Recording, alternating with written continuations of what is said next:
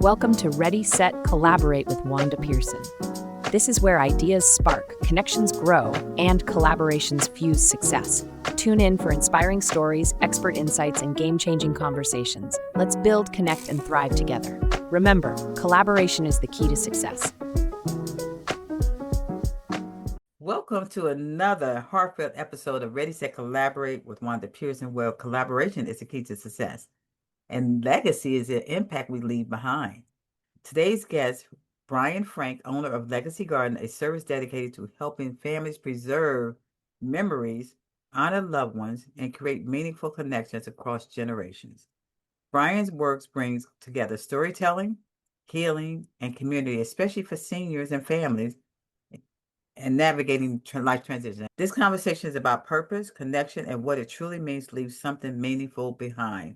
I love that, Bryan, that you actually want to share what you do. And first of all, say hello to the audience, Bryan. Hello, everybody. My name is Bryan Frank, founder of Legacy Garden. It's good to be here. Thank you, Wanda. Oh, absolutely, absolutely. We're happy to have you here. Let me read Bryan's bio, and then we're going to get this party started here. Seattle native Bryan Frank took his art degree and actor training to the Hollywood entertainment industry, quickly learning the nuances of visual narrative storytelling. He worked with top directors like Taika Waititi and Kevin McKidd on shows like 911 Lone Star and Bel Air, including actors like Grey's Anatomy, Cobra Kai, and other top-rated series. I love that. I didn't know you did that. Oh, wow. Interesting. On one Thanksgiving, he recorded his aging father's life stories. 1 month later, Bryan's father passed away. So sorry to hear that. But he had his legacy to really what you did. Realizing people's true life experiences proved more compelling than fiction or melodrama. Bryan created Legacy Garden, a white glove heirloom service that endeavors to preserve family history in the subject's own voice, joy, pain, and love. Thank you, Bryan, for sharing that with us. That's awesome. I Well, love that. thank you. I Thank you love that. so much. Did you want to add something else about your bio here? Not a whole heck of a lot. That covers the brass tacks of it. I'm just by nature, a creative person and a natural born storyteller. I get that from my grandfather on my daddy's side. Creole folks, they like to jaw. I do everything creative. And as we had spoken a little bit ago, I always felt that good art and good storytelling does two things. One, it entertains the audience, and two, it plants seeds of empathy, whether it's a movie or a TV show or a book or a graphic novel, even, or a piece of art. If you can come out of the movie theater and say, gee, I really didn't know it was like that for certain people. Let's talk about it. Then I think that's a good story. I think that's a good piece. And Legacy Garden checks those boxes. Because the truth is, let's take, for example, my grandfather, who I just mentioned. He was in World War II. He was a passing for white Creole who was on a minesweeper in the Navy. And he told me himself that his superiors, when they were assigning barracks, it was still segregated at the time.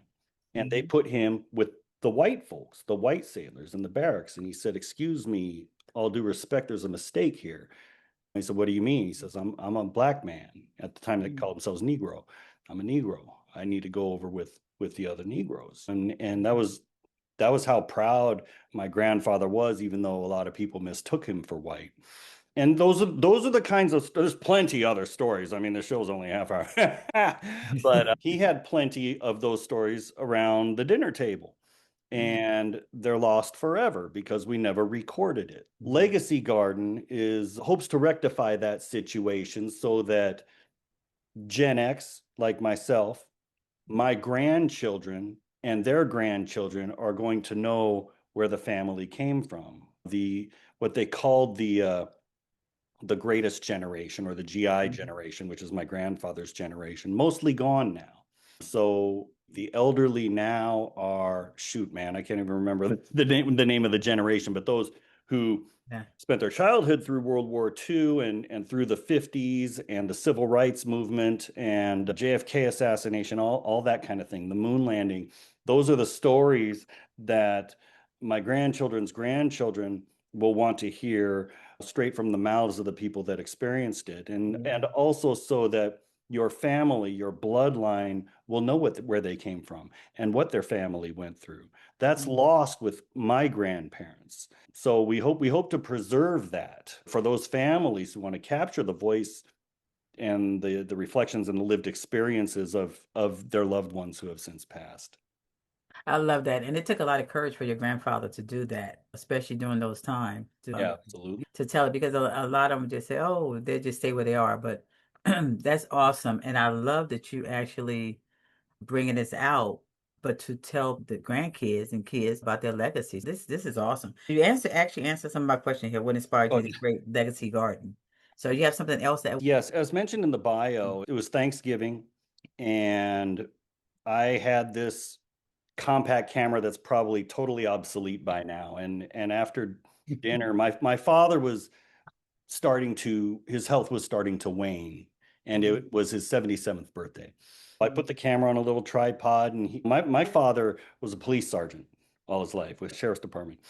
And I just put it in front of him and asked him about his life. And it wasn't anything super deep, but in the conversation, which was less than an hour, I learned so many things about my father that I otherwise wouldn't have. And there were some very rich stories in there because my grandparents were passing. My dad was very passing, but his brother and his sister were both more visibly brown, African American. And yeah. so that was a very interesting time growing up in the 50s and 60s with that kind of dynamic. And then also being a policeman, he one time was held at gunpoint and had his gun taken away from him by a couple of criminals. And these things I never knew about. So it was very interesting experience. And then sadly, my father passed away a month later on Christmas night. And when we had the memorial service and such, my extended family had started saying, Bryan, I heard that you have this video. Can we have it? And I was sure.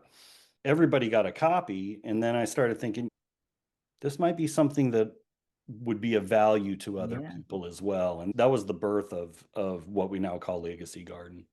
I love it. I love it because that is so true. Because I told you about my husband with the little what do you call it, video 8 camera, and he would Mhm. videotape. When my nieces and nephew come over, they say, he said, Auntie, you got that video and stuff because you never know. And like my father, he was 77 when he passed away too. Mm.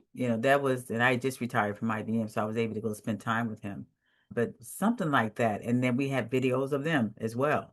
Now you're giving me ideas. I got to do something with these videos and get them out to show Yeah, definitely, because those things our disappear. grandkids. Yeah, no, it really makes sense. I love what you're doing here. That really does make a sense. Now, what does the name Legacy Garden mean to you? I know you named it Legacy Garden, but what does it mean to you? Originally, it was just called Our Legacy, and people thought that it wasn't specific enough, and I really hadn't given it much thought. So I did a whole lot of brainstorming, and I wanted something that would create an image in someone's head about growth and about history. And the garden idea came out with the rich soil and organic things that can grow from it and then eventually die, replenish the soil so that it can grow again. And it's that whole circle of life metaphor. And then legacy, of course, is a word that means the enduring of information. Mhm. And so that's how that happened. I'm pretty pleased with how that turned out. Yeah, yeah. I'm sure you have. And I want to ask you, so who do you collaborate with when you're doing this here? I have been collaborating, well, first of all, with people who do creative things that I can't do. Yeah. I'm an Yeah. illustrator by trade and an actor and a writer and a director, and that's how that feeds over into the lighting and the sound. But Mhm. graphic design is not really my vibe. I've collaborated with some old friends and graphic designers, and one hand kind of washes the other, especially the members of Generation X who have those aging parents. It's like, you help me out here and I'll be glad to record your folks. And also marketing.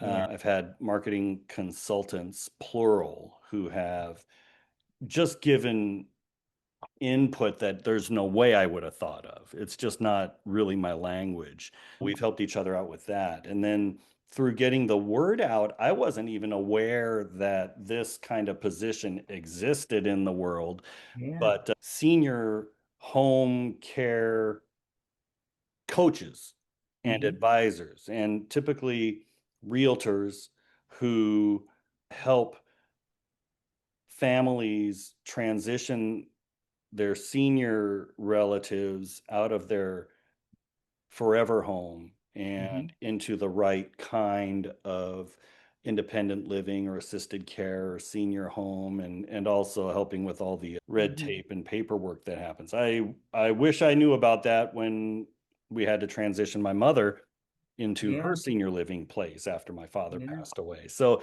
I've gotten a lot of enthusiasm for Legacy Garden through those coaches, and we help each other out that way. I love it because that was actually my next question. Oh, I want like one step ahead of you the whole time. Yeah, all right, no, it's good. How do senior living communities support your work? And you was talking about the coaches and that type of thing. Well, with the coaches, they help get the word out when it's necessary. I'm not a big salesperson, unfortunately, a creative type, but Mhm. outside sales isn't exactly my vibe. So they really help out with that, and then getting in touch with members of senior living communities, event Mhm. coordinators, directors, also the individuals. And I'm just starting to try and get into the Veterans Affairs, the VFA, the VFW, Veterans of Foreign Wars Mhm. organizations, Mhm. because there's some rich stories in there. And Oh, absolutely. And I was going to ask you about the VA and the VFWs. Yeah, tell us a little bit about that. yeah, I haven't really cracked that nut quite yet, You're but going to get it. You're going to getting get the it. word out. I was never in the military. My father and my Mhm. grandfather was, but being able to get in there and see what these people's experiences are. Like I said, with those seeds of empathy, people who have never Mhm. been there may have very strong opinions about what the military does. But getting there's the thing about that I found is that people can have these bullet point parts in their life. I graduated high school, I went to college, or I joined the military, I got married, I had kids, I retired. But it's all those rich nuggets in between that are really compelling. And I really hope that the Veterans Affairs and W are receptive to this, because that's going to Mhm. be extremely gratifying and very fascinating for me. Absolutely. And there are a lot of VA locations around. I mean, I don't know. They have one actually here in Marietta that they Hmm. just built. Going there and letting them know what you do, I think would be great Yeah. to really kind of bring that out here. How do you support the sandwich generation?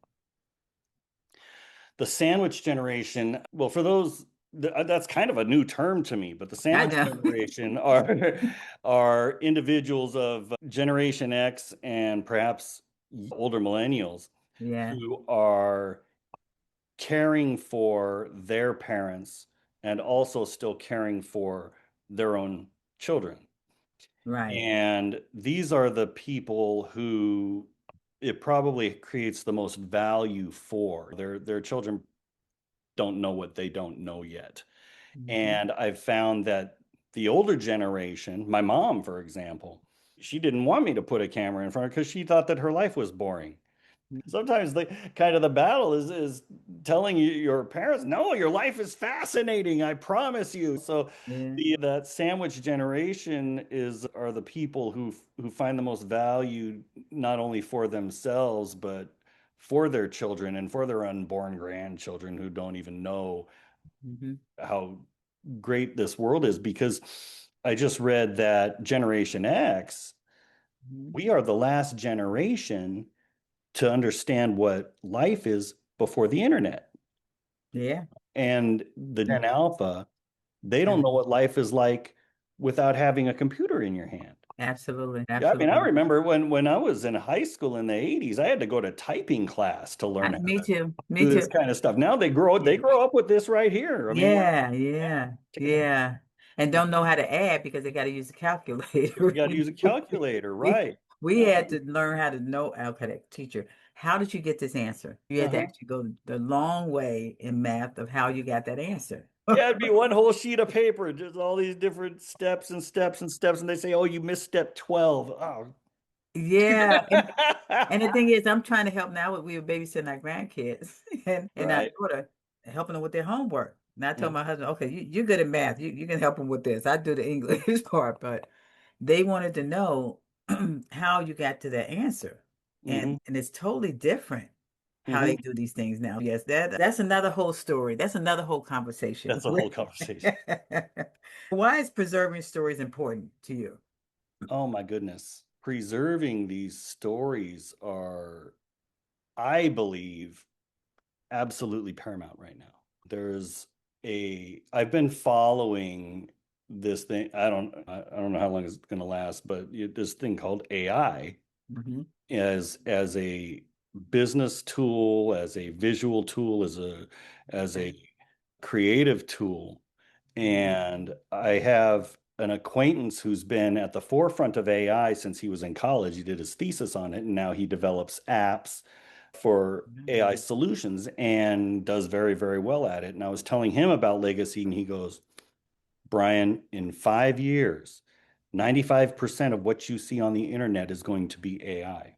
Hmm. Hmm. And what Legacy Garden and these stories are going to do, I really believe that people are going to be thirsty for real humanity, real human stories. And Yeah, these stories that come from our older generation are going to become very valuable to see, to hear, to experience in a world where you may not be able to believe. We already can't believe everything that we see that I comes know. online, I and know. it's going to become more so. What direction it's going to go? Is it going to be? It's like Prometheus bringing fire to the humans. It can Mhm. be a beautiful tool or it can kill us all. These stories of real human interaction, I believe, are going to be incredibly valuable within the next 5 or 10 years. That's awesome. And I wanted to ask you, yeah, and you're absolutely right because it seemed like it comes back to the what was, and it comes back to what is now.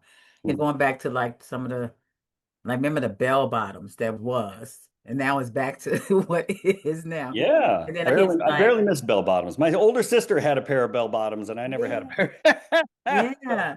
And our kids, and even the music. Our kids Mhm. think that that's their, oh, this is our music. No, that was our music. You all Mhm. just stole our music and put it to something else like a rap. Yeah. Add that in. But now, how does your work help emotional healing? I believe that it helps emotional healing in many different ways. Of course, it kind of depends on what the subject tells you, but I've had a lot of people, older people, and towards the end, I say, what is something that you would like your family, your grandchildren's children to know about you and know about where they came from? And they'll be able to impart that kind of wisdom after they're long gone, Yeah. where here's an example. I might get off base for a second, but No, I was going to ask you to share a powerful story that yeah, you okay, done good. with this. But Yeah. I had a best lifelong friend. His name is Brent Kobata, and we grew up together. We were college roommates. We played on the same softball team. We hung out after college. And as soon as he got his career job, he was diagnosed with acute lymphocytic leukemia. Oh, wow. And after battling that for a couple of years, he ultimately passed away. We were 27 at the time. Oh, And that wow. changed everything for me. But the reason I bring that up is I never got a chance when he was about to undergo a bone marrow transplant that ultimately did not work out so well. I wanted to get him alone and say, what's important? Mhm. Because we, as human beings, tend to focus on what's right in front of us and don't really see the long game very well. And I've spent my life trying to look towards the longer game and be more farsighted about what I'm doing and why. And I never really got that answer. I think that the interviews, these experiences with Legacy Garden is going to create a lot of good healing because we're still, even with medical progress, we're here for a very short time. And in that short time, I'd sure like to know what's really important. I don't Yeah. want to look back on my life and say, I spent my life chasing things that didn't matter. I believe that this information coming from your loved one is going to be extremely helpful, especially after they're gone. And on a side note, I found that a lot of people, it's not in their bandwidth to think about that. Sometimes it's difficult to get people on board with something like this because the thought of their parents passing away is not something that they will allow to register. And I've had people say, oh, I wish we had this when my parents were still alive Yeah. or still cognizant. Well, then Yeah. they're in cognitive or physical decline. That makes a difference also. Mhm. Yeah, I think that the healing process after they're gone, I think that anybody who does this, it will be absolutely invaluable to them. No, absolutely, absolutely. And I wish my father always shared things with me too. It's a lot of things, like you said, your grandparents. I learned stuff from my grandmother. Um, like I said, I'm from Chicago. Yeah. Of things why things were happening, like with my stepfather. Why did he abuse me? Why was that? And Hmm. what it was, she said, well, he was jealous of your father. My father always took care of me, but he was Hmm. jealous of that and jealous of my mother. I didn't understand, but you know what? It would have been great to have that on to really go back and listen to that and really teach our grandkids, their great grandkids, this information. I got to have you back on here. How do you Oh, stay motivated? I stay motivated for this in particular because of feelings. Every time that I've done this, and I hope to do it a whole lot more, I hope to be so busy that I can't do anything else. But Mhm. every time I interact with these people who I come into their home and I meet them for the first time, by the time we've been on for an hour, hour and a half, I am so enriched with what they're telling me. I'm definitely getting a lot out of this. I'm very much an empath. I vibe people, I feel people, energies or whatever you want to call it. And these people tell me their stories and I'm just, Mm. what? Oh my gosh. Mhm. You Yeah, babysat Dr. King's son? yeah. What? I had a recent client friend Mhm. who realized that she was gay not Mhm. only in the late 1950s, but her father was a fundamentalist minister. Mhm. And she realized that she was gay. She said she had a friend in college who was gay, but got pregnant trying not to be gay. And her Mhm. parents took her out of school, moved to a different town through the duration of the pregnancy, Mhm. and had all her teeth pulled out. Oh, wow. I said, what? Said you pulled out all her teeth. I said, why? He said, because they needed a story for when they came back and to be gone that long while they have go through with the pregnancy, give the baby up for adoption, and then bring her back into town. Oh, she had this really rare gum disease, and this happened, and things. Mhm. That seemed kind of Wow. harsh, pulling out all. You couldn't have come up with something I'm else. telling you, that's the first time I heard of that, and that's a good story Yeah, to I tell. mean, right out of Oh her my mouth. I God. go, oh my gosh, I Oh can't my even goodness. believe this story. Yeah. And during that generation, they didn't want to be embarrassed to say, oh, my child had a Worry child. I too much about what mean, other people are doing. Yeah. yeah, it Hmm. really is. And our daughter, I'm just proud of her, how she continued to move forward, Yeah. instead of letting it go. But it's how you bring your children up. We are getting at the end of this thing, and I tell you, Oh, what are your future plans? oh boy, my plans. I really hope that this is something that I personally can do for the next 30 years until I'm not able to move anymore. Hmm. But I really, my dream is for this to become a movement. I would love for this to spread out into different towns and ultimately different countries so that people will be able to retain these life experiences Hmm. while we still can. And I don't like to try and invoke fear into people, but the clock is ticking.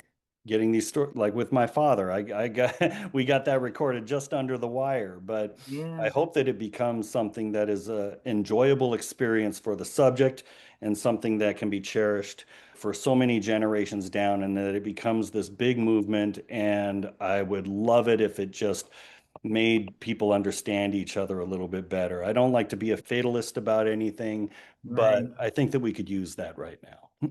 Oh, absolutely, absolutely. We really do need that. I mean, my work also is legal shield. With legal shield, I talk to people about a Yeah, will, getting the will done. They said, and I remember one lady said, "Well, I'm not going to die soon." Well, COVID right. happened. COVID happened. You just never know when things are going to happen, but it's better to be prepared than not prepared. But no, they don't want to. They And I don't want want you to have to think about that. They really no, don't. no. And that's our parents' generation that think Hmm. about that. The younger generation are actually all up. Oh yeah, let me get my will done and stuff because you have a lot to your legacy. How do you want to forge your legacy? What do you want to do with it? Yeah, now I hear what you're saying here. Now, how can people start today with you? Oh, with me? It'd be great if you visited either our, my generation is still on Facebook.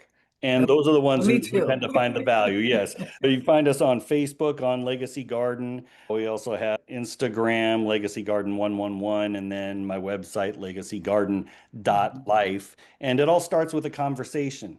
Yeah. What you think you want. I can help with my experiences on what other people Mhm. wanted or did not know that they wanted. And we can just take it from there. It's a very interpersonal experience. It's very rewarding for everybody. And it's a fun experience for the subject also, because a lot of these older people really don't want a camera and a bunch of lights pointed at them. But Yep. being the empath and a former bartender, Oh, uh, okay. Oh, I'm you be very hearing a good at lot of that stories, conversation. don't you? Oh yeah, yeah. I gently get those golden little tidbits out of them. But it's a fun time. It really is. Yeah, that's awesome. That's awesome. And I want you to share your information with me. Send me that so I can put it in the show notes as well. Oh, So absolutely. what is one takeaway for listeners? One takeaway that you can share for listeners is that just heard your story. Oh, just that through my experiences, a lot of times the people who are the subjects, we start talking about some things that they have really forgotten about. A childhood memory, some usually good, sometimes not so good, but you kind of find that all of them tend to shape who you are. None of these experiences are wastes of time or totally random. What I've learned is that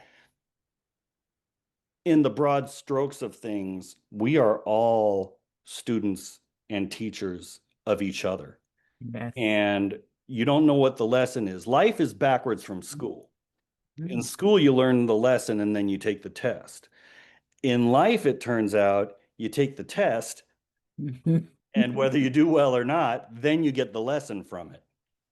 And that seems to be quite universal. And there's a lot of things that I'm experiencing that shows us that we're really not that different. We're all just doing the best we can, and we all have to coexist. And I think that's something that people can take with them through this experience. I love that. I love that. Life is really, yeah, you're learning from life, even though you learn Yeah, stuff in school, but life, when you absolutely. start dealing with life, it's a totally different story. So I love it. Brian, tell us again how people can get in touch with you.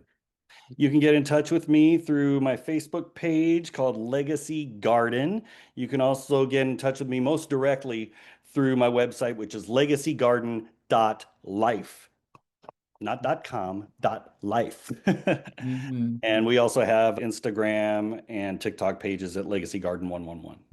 Okay, I love it. I love it. Oh, thank you so much, Brian, for such a Thank meaningful you. It's a great conversation. time. Yeah, see, that wasn't bad, right? No, that was terrific. Yeah. You're It's good just at a this. conversation. You should come and do some legacy videos with me. Yes, definitely. I have a lot of legacy to share with you. So, yeah, that sounds good. No, thank you for a meaningful conversation. Your work reminds us that legacy is about lives we touch and stories we preserve. Thank you once again. Thank you for having me. I appreciate you. Oh, absolutely. This episode is sponsored by W.D. Pearson Associates, educating, empowering, and consulting families and businesses. Until next time, remember, collaboration is the key to success. Thank you, Bryan. Thank you. Take care. Bye-bye. That wraps up another episode of Ready, Set, Collaborate with Wanda Pearson. I hope you found inspiration and valuable insights to help you build meaningful connections and successful collaborations. If you enjoyed today's conversation, be sure to subscribe, share, and stay tuned for more great discussions. Until next time, keep collaborating and making an impact.